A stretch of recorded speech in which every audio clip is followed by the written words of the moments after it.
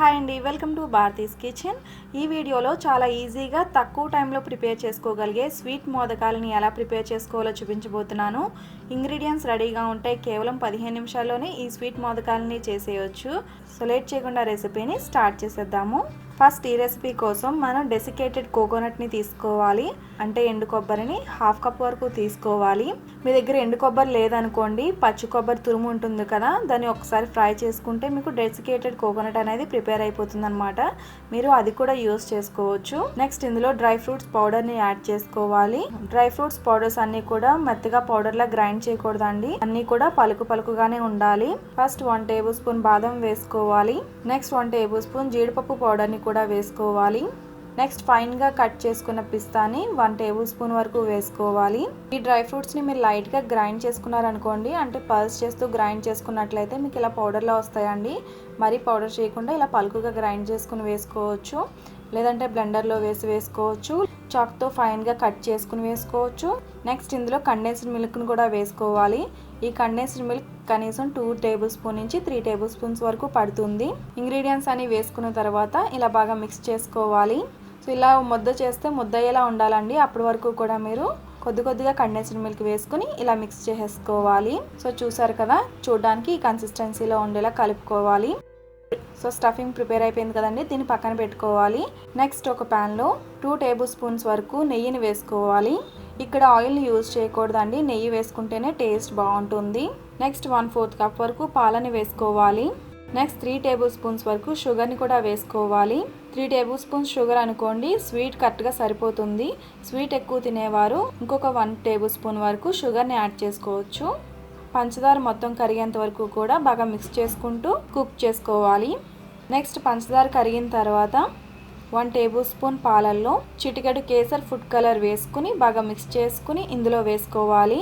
ఇక్కడ నేను kesar food colour use చేశానండి. మీ దగ్గర కుంకుమ పువ్వు ఉందనుకోండి, కుంకుమ పువ్వుని డైరెక్ట్గా పాలల్లో మిక్స్ చేసి వేసుకోవచ్చు. స్టఫింగ్ మనకి వైట్ కలర్లో ఉంటుంది కాబట్టి పై లేయర్ అనేది కూడా వైట్ కలర్లో ఉంటే చూడడానికి అంత బాగోదు, కాబట్టి కొంచెం కలర్ అనేది మిక్స్ చేసుకోవాలి. మీ దగ్గర కుంకుమ పువ్వు ఉందనుకోండి, కుంకుమ పువ్వునే యూస్ చేసుకోండి.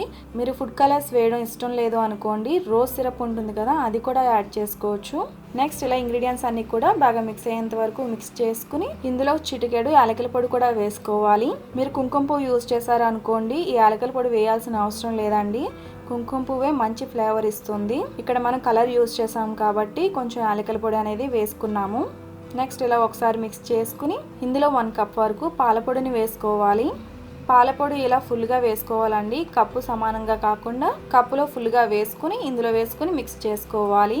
ఈ స్వీట్ ప్రిపేర్ చేసుకున్నప్పుడు మందపాటి ప్యాన్ తీసుకోవాలండి. అలానే నాన్ స్టిక్ అయితే మీకు ఈజీగా ఉంటుంది. నాన్ స్టిక్ కానీ లేదంటే అడుగు మందంగా ఉన్న గిన్నెను కానీ తీసుకోవాలి. నెక్స్ట్ ఈ రెసిపీ అంతా కూడా లో ఫ్లేమ్లోనే కుక్ చేసుకోవాలి. పాలపొడి వేసిన తర్వాత కంటిన్యూస్గా ఇలా మిక్స్ చేస్తూనే ఉండాలి.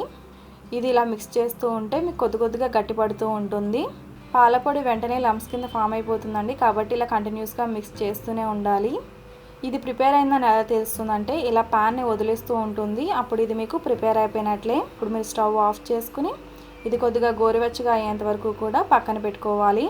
సో నెక్స్ట్ ఇది గోరువెచ్చగా అయిన తర్వాత ఇలా గరిటతో మళ్ళీ 1 or 2 మినిట్స్ పాటు బాగా మిక్స్ చేసుకోవాలి. ఇలా మిక్స్ చేసుకున్నట్లయితే ఈ డో కొంచెం సాఫ్ట్గా అవుతుంది. స్వీట్ మిక్స్ చూడడానికి స్మూత్గా అందంగా కనిపిస్తుంది ఇలా డోని బాగా మిక్స్ చేయడం వల్ల. సో ఇలా మెత్తటి డోలా ప్రిపేర్ చేసుకున్న తర్వాత మనం మోదకాలని ప్రిపేర్ చేసుకోవాలి. దానికోసం మోదకాల మౌల్డ్ ఉంటుందండి, ఇది మీకు ఆన్లైన్లో దొరుకుతుంది, అలానే ఏదైనా సూపర్ మార్కెట్స్లో కూడా అవైలబుల్ ఉంటుంది. నెక్స్ట్ హోల్సేల్ షాప్స్ ఉంటాయి కదండి, అల్యూమినియం షాప్స్ కానీ స్టీల్ షాప్స్ కానీ ఉంటాయి కదా, వాటిలో కూడా ఇది అవైలబుల్ ఉంటుంది. అలానే డిస్క్రిప్షన్ బాక్స్లో నేను లింక్ కూడా ప్రొవైడ్ చేస్తాను. మీరు ఇలా మోదకాల మౌల్డ్ ఉంటే యూజ్ చేసుకోవచ్చు అండి. లేదు అంటే ఈ బ్యాటర్ని రౌండ్ బాల్లా చేసుకుని మధ్యలో స్టఫింగ్ పెట్టుకుని మోదకాల షేప్లో ఒత్తుకున్న తర్వాత స్పూన్తో మీరు నాట్లు పెట్టుకుంటే సరిపోతుంది. మోదకాల మౌల్డ్ ఇలా తీసుకున్న తర్వాత ఈ మౌల్డ్కి నెయ్యిని అప్లై చేసుకోవాలి. ఈ మౌల్డ్కి కంప్లీట్గా నెయ్యిని అప్లై చేసుకున్న తర్వాత స్వీట్ డో ఏదైతే ఉందో దాన్ని చుట్టూ ఇలా అడ్జస్ట్ చేసుకోవాలి. చుట్టూ ఇలా నొక్కుతూ మధ్యలో గ్యాప్ ఇచ్చుకోవాలి. మౌల్డ్ లోపల చుట్టూ ఇలా అడ్జస్ట్ చేసుకుని మధ్యలో ఖాళీ చేసుకోవాలి. ఇలా ఖాళీ చేసుకున్న తర్వాత ప్రిపేర్ చేసుకున్న స్టఫింగ్ని ఇలా మధ్యలో ఉంచి మళ్ళీ స్వీట్ డోతో కవర్ చేసుకోవాలి.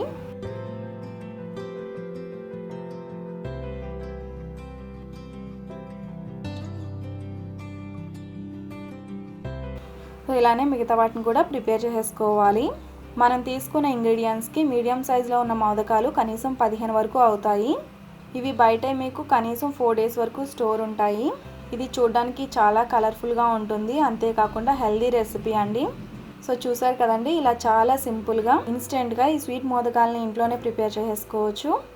చాలా కలర్ఫుల్గా చాలా టేస్టీగా ఉంటాయి. ఈ రెసిపీని మీరు కూడా తప్పకుండా ట్రై చేసి మీకు ఎలా కుదిరిందో నాకు ఈ వీడియో కింద కామెంట్ సెక్షన్లో తెలియజేయండి. ఈ రెసిపీ మీకు నచ్చితే తప్పకుండా లైక్ చేయండి. రెసిపీ ఎవరికైనా హెల్ప్ అవుతుంది అనుకుంటే ఈ రెసిపీని తప్పకుండా మీ ఫ్రెండ్స్ అండ్ ఫ్యామిలీస్కి షేర్ చేయండి. మరిన్ని మంచి రెసిపీస్ కోసం నా ఛానల్ సబ్స్క్రైబ్ చేయండి. అలాగే తర్వాత వచ్చే బెల్ ఐకాన్ కూడా క్లిక్ చేయండి. Thanks for watching.